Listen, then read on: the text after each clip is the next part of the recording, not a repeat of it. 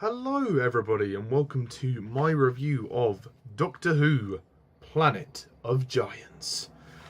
So, the first episode, the first story in the second season of Doctor Who, starring William Hartnell as the Doctor. So, I'll just read the description on the back of the DVD.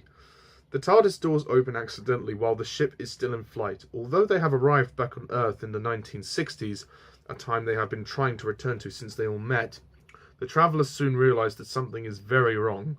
The Doctor, Ian, Barbara and Susan discover that they all have been reduced in size and the world they are now exploring has dangers at every turn. That is essentially your plot of Planet of Giants. So, Planet of Giants, yeah, I really like this one. It was great. It's a much shorter story than some of the others. It's only 3 parts, so it's a very quick story. I think the best compliment I can give it is that it's paced really well. The pacing is rocket-fueled, literally. All 3 episodes fly by. It's a really intriguing story. It reminds me of I think it's called The Fantastic Voyage, where they shrink this team of people down to size to go inside one man or whatever. It reminds me of that. They kind of did a similar thing like this with Into the Dalek, but just obviously them going inside a Dalek. Yeah, I like this story. It's very fun.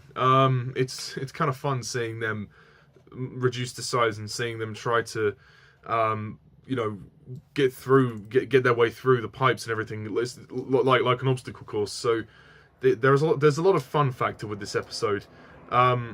And this is really focused on the performances and, the cast and whatnot.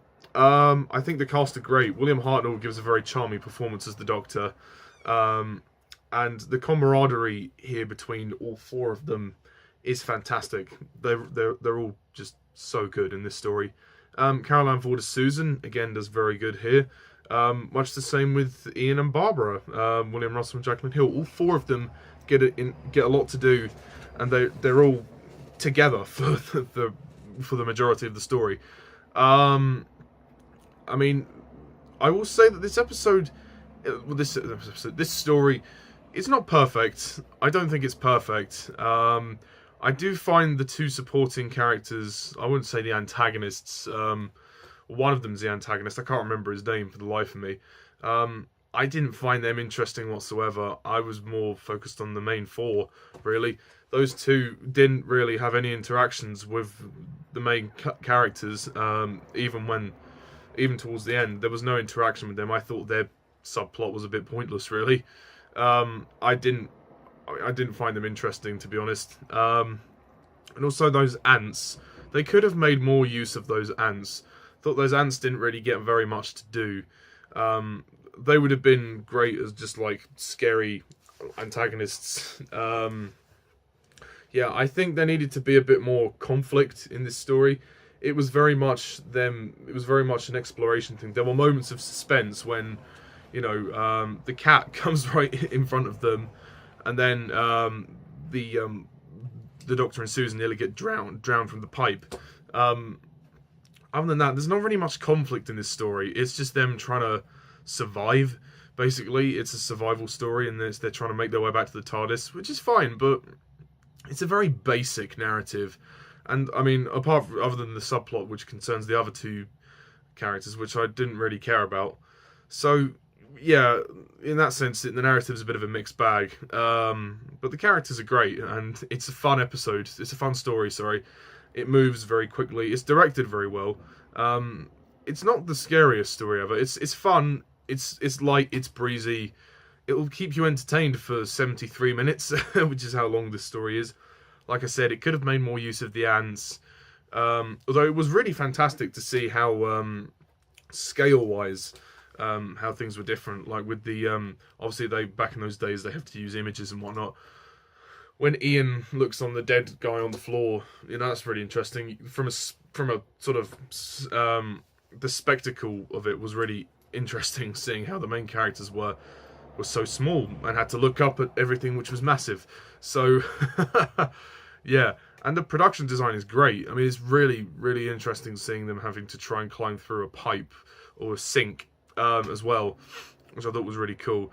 So from a design standpoint, I don't know how they must have done that. But generally speaking, the episode's fun. It's light, it's breezy. The music for this story is really good as well. I don't think it's anything amazing, but I think it's pretty good fun, and I would definitely watch it again on a rainy day. As soon as I have the DVD, on a rainy day, I'd probably stick it on and be like, yeah, I could be entertained by this. Yeah, I can't say much else about it. It's a very short story. And the end of the story is very interesting when the Doctor looks at his screen and he's like, oh, what's happening there? Like, the TARDIS is kind of out of control a little bit, which is really interesting. But yeah, great characters, basic narrative, fun premise. It works. So I'm going to give this story an 8 out of 10.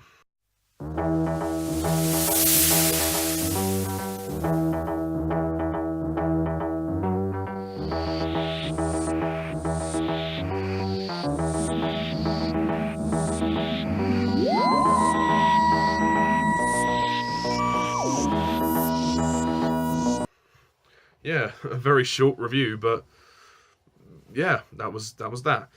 So, that's it for now, guys. Tune in for my next Doctor Who review. Until then, thank you all for watching, and as always, I'm Mr. TARDIS11. See ya.